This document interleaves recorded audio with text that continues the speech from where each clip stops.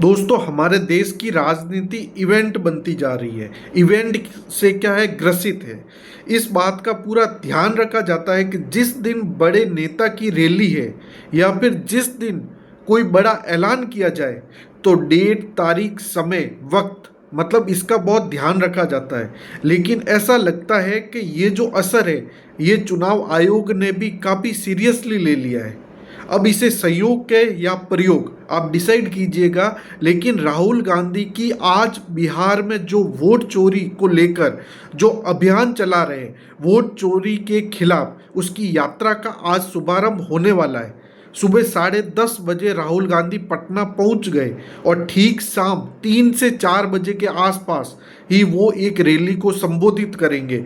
और गजब का संयोग देखिए दोस्तों, आज ही दोपहर 3 बजे का वक्त चुनाव आयोग ने उस प्रेस कॉन्फ्रेंस के लिए चुना है, जो प्रेस कॉन्फ्रेंस पिछले 1.5 महीने से देश उनका इंतजार कर रहा था। पिछले 1.5 महीने से देश इंतजार कर रहा था कि आखिर हो क्या रहा है, जो वोट चोरी का लेकर जो मैटर चल रहा है। और आज तक चुनाव आयोग ने कोई प्रेस कॉन्फ्रेंस नहीं की है। अभी तक कई बार चुनाव आयोग पर ये आरोप लगते रहे कि आप वीवीपैट हो या फिर जो धांधली हो रही है।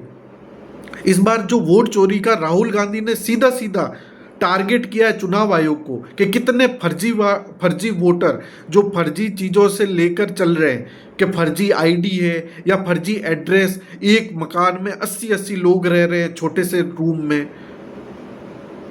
और सबसे बड़ी हैरान करने वाली बात यह है कि जो ये चीज़ें निकल कर आ रही है वो बीजेपी के नेताओं के ही घर है, बीजेपी के जो कार्यकर्ता उनके ही घर है। वहीं से ये लोग निकल कर आ रहे हैं, वहीं के उनके एड्रेस है। कई लोग, अभी राहुल गांधी ने अभी मीटिंग की थी, पर 3-4 दिन पहले की बात है, जहां पर वो जो मर गए थे लोग, जो चुनाव आयोग ने उन्हें मृत घोषित कर दिया था, उनके साथ डिनर किया 15-20। यानी चुनाव आयोग के लिए कितनी शर्मनाक की बात है कि वो एक फ्री एंड फेयर एक इलेक्शन तक नहीं करवा सकता है। जबकि हमारे कॉन्स्टिट्यूशन में, हमारे संविधान में लिखा हुआ है कि जो इलेक्शन प्रोसेस है, चुनाव प्रक्रिया है, वो फेयर एंड फ्री इलेक्शन होना चाहिए।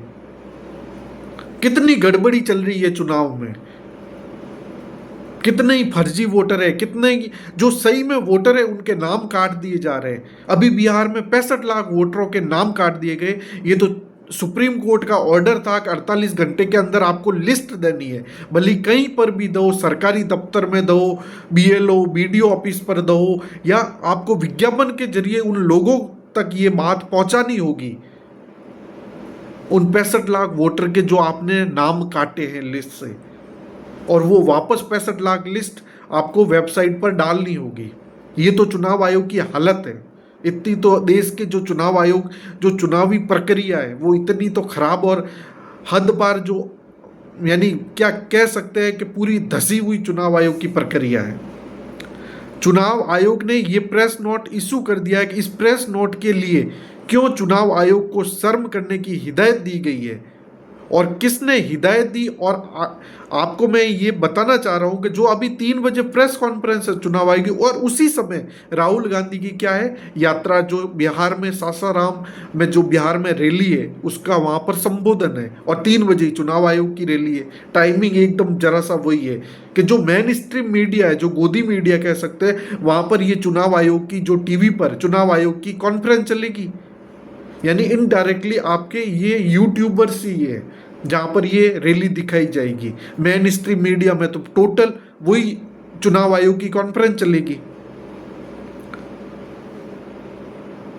इसके लिए पॉलिटिकल पार्टी जिम्मेदार है। अगर वक्त रहते उन्होंने पहले ही सवाल उठा दिए होते तो ऐसी गलती ना होती। ये चुनाव आयोग कह रहे कि जो गड़बड़ियां चल रही है वो पॉलिटिकल पार्टियों की गलती है। Thank you.